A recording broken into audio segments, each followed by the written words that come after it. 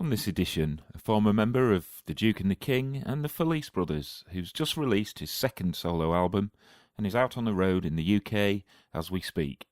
Simone Felice, welcome to the Mouthcast. Hey Steve, man. Happy to be here with you guys. If you go to LA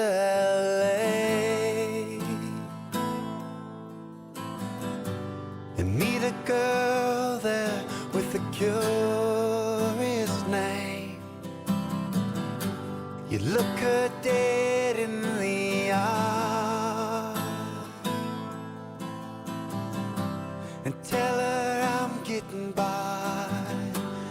If you go to LA, be sure to ask her if she's been sleeping okay. Well, the new album Strangers came out recently, so we'll start by talking about that. Sounds good, Steve. Let's roll. I was particularly struck by a couple of tracks. If You Go to LA and Running Through My Head, both reminded me a little bit of Grant Lee Buffalo's album Fuzzy, in that they have that eerie sort of dust about them. I may be wrong, but I'm guessing that's the kind of record that would appeal most to you. I've never heard of that record you mentioned, but I'm sure that that band and me grew up listening to the same kind of stuff. So, yeah, man. I mean, running through my head, I got the feeling actually from of that production from the old Bowie song 5 Years. I love that drum beat. Really? Yeah, and I got to play the drums on that song on this record, and I love that drum beat. I love that sort of, it's spooky but beautiful feeling. You know, that's sort of how I walk through this world. It's kind of a spooky and beautiful planet to me, you know. So I'm glad you picked up on that feeling. And Running Through My Head has a slight gospel tinge to it. So you're often described as Americana. I guess all of those traditional forms of music have had quite an influence on yours. Yeah, absolutely. I'm just influenced by everything that's moved me in my life. I mean, from Bob Dylan to the Violent Femmes to Nina Simone and Radiohead and Pink Floyd and Neil Young and Leonard Cohen, Joni Mitchell. The list goes on and on and on. So I don't really categorize it into Americana or folk or anything. I'm just making the music that moves me. Yeah, I was going to ask you about Dylan, actually, because the track Oh Molly has that kind of rhythmic wordplay. I suppose for many of our generation, he would be considered the greatest. Yeah, I mean, he's our Shakespeare, right? So no matter what, you can't escape his influence, directly or indirectly, absolutely. Can I ask you whether there are things that you throw away when you're songwriting because they're too happy, for want of a better way of putting it? I ask because Strangers has that really special quality of being euphoric and melancholy in exactly the same moment.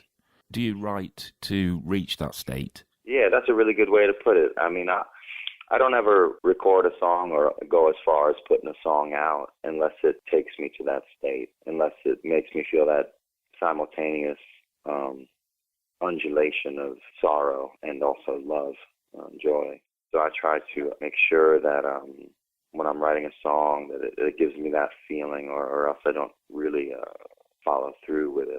I don't finish a song or put it out unless it makes me feel that way. Yeah, it's a beautiful feeling.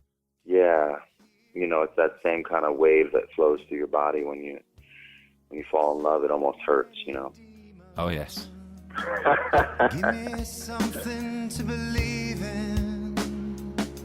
Step on out of the mist with your hair falling red all down your breast, and you've been running through my head. You've been running through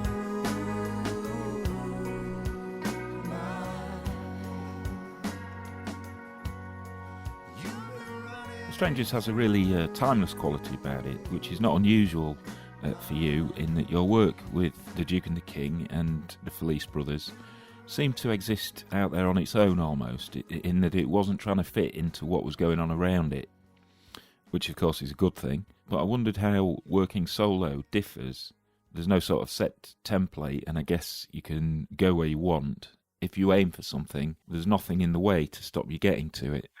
Yeah, that's exactly right, Steve. That's why I am a solo artist now, and that's why I will continue to make my albums under my own name, because I can really go to that personal, internal, eternal place. Sometimes you can't do when you're working with a band. Not to say that one or the other is better, and I've had magical moments with everybody that I've worked with. But as a solo artist, I get to really just go there and be the the director of the film, and also the lead, male and female. Mm. And and then I get to bring in a really great cast of folks, to sing with me, to play with me, including all the people that you mentioned that I've worked with in the past, and that I will continue to discover in the future. So it's really the best of both worlds. Do you ever miss that negotiation of being in a band? Yeah, I do in a way. Although with Strangers, it was really cool because I had, my co-producer David Barron. He was kind of like that for me. We put everything on the table, and I'm the furthest thing from a dictator, in the studio for my own work as well. I open up the floor to everyone's ideas who's working with us, from the horn player to the who's ever singing with me, harmonies. David plays a beautiful organ, arranges the strings on the record. So the same kind of thing occurs, that sort of collaborative experience that can really enhance the music that you do. That's why I bring these people in with me, to get that round table effect. Your music is really vivid, and you write about your life, your experiences, but I sense that away from song, you're probably quite a private person. There have been some unusually difficult experiences for you in the last 5 years or so, and I wondered whether those things have made you more discreet in your work or actually opened you out. It's funny because in a way, both. I try to tell my own story, to weave it into the metaphors and the stories I tell in my songs. And I try to have my heart on my sleeve and, not hide anything from the people that listen to my songs. But at the same time, I do enjoy quiet and privacy. So I guess it's just a balance that you have to strike. And I'm lucky that I have really, really great people that generally, are really kind folks and really respectful of those boundaries, but also people that I enjoy talking to after the shows and signing records and books. And I don't like to be too cloistered or secluded, and I really do enjoy the interaction with the crowd, singing along with me and stuff like that. So I feel lucky. You talk about boundaries there. So I guess what I was asking was whether any part of your life is off limits to the part of you that songwrites. No, not really. One of my heroes when it comes to writing is Ernest Hemingway, but he said, write what you know. And that's what the mantra that I've really tried to take on in my life. And every year that goes by as a writer, I'm trying to get more honest and naked and real. And I think those are the three things that we need to do if we're trying to write something that's meaningful and that's going to last.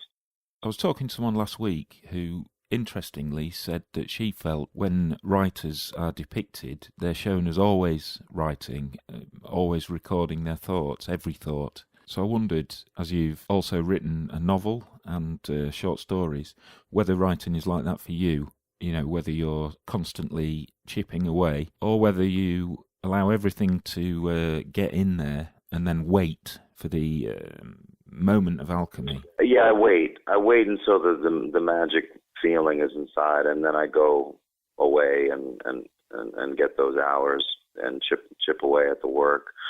At the same time, I'm a father as well, and I have a little daughter who's almost 4, and I have a lot of work to do as far as just being out on the road and spreading the word about the music. So I'm working all the time, even when I'm sleeping. on the work I'm doing, and then sometimes it manifests into those lonely, good, magical, painful, silent hours of actually doing the writing. Yeah. I guess I'm asking whether it's a craft or a calling. It's both, 100% both. I, for better or for worse, am a slave to the work, to the writing. And, my father's a carpenter. He's a craftsman his whole life. For 45 years he's been doing it. So I try to approach my work with the same kind of guildsmanship, old world sweat that you need to approach anything that you do, whether you're a blacksmith or a dancer or a songwriter. Can we settle down and make a child? Raise him up like the morning sun over the bay. And I stick around a while. But I've known fathers to dissolve out into the wind and the rain. Let's make a child that'll never get old, my love. A child that'll never die. I wondered if I might ask you about the piece that you wrote for The Guardian a few years ago. Okay. About, calling them medical experiences doesn't do justice to what you went through or what you wrote about it. But the near-death experiences you endured at age 12 and 33, your mother was told that the area of your brain that had been affected was the area associated with music, art and creativity.